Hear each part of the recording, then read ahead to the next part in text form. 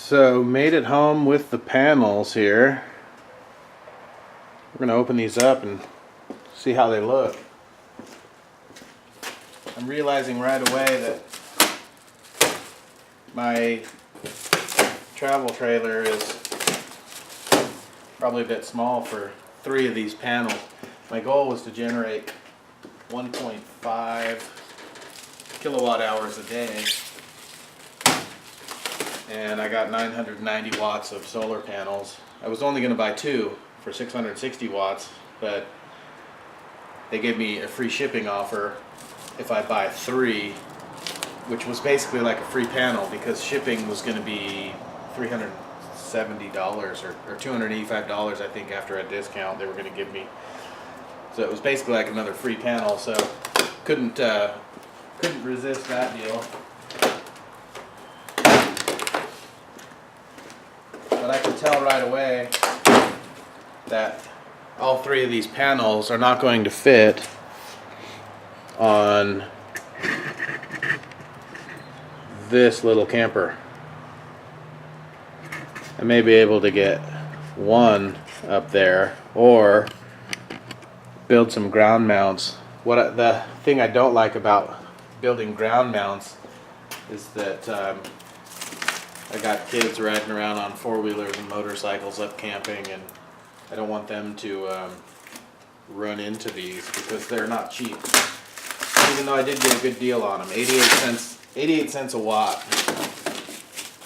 990 watts.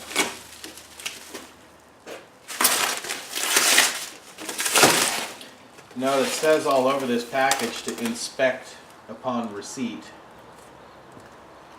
but I don't know how I don't know who's gonna open this up at the freight yard with the guy standing there with the forklift waiting for you to sign the receipt. I don't know who's gonna open this up and check everything out, you know. It doesn't really make sense.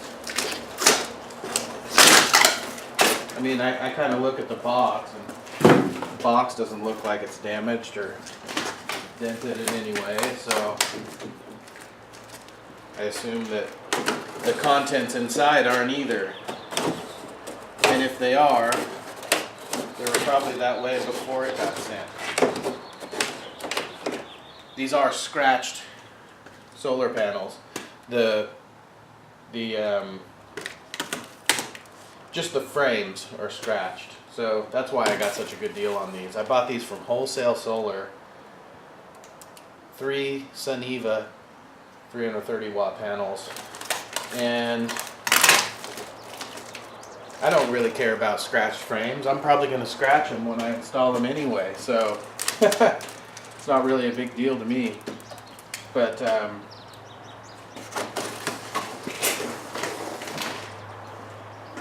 these panels are huge. I can't believe how big they are. They got to be 5 feet.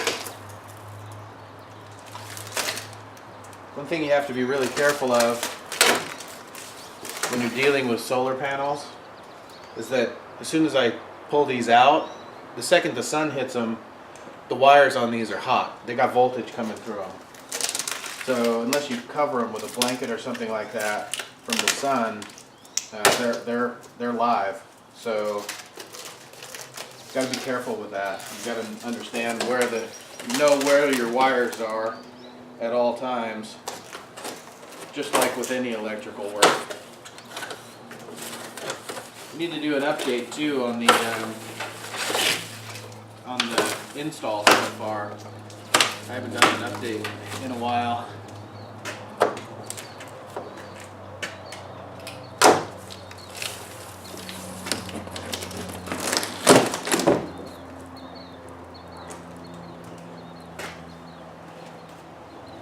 Boy, these look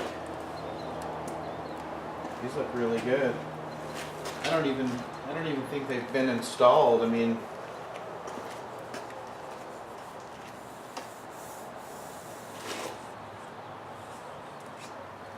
they don't look like they've been installed. I don't know, maybe just moved around in the factory.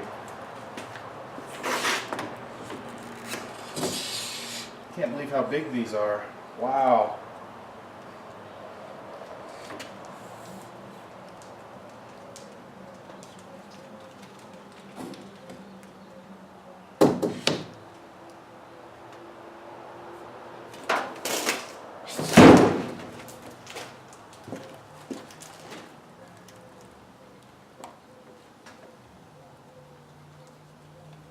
dust on them. So I'm going to get these out and set them in the garage here, out of the sun, so I can further inspect.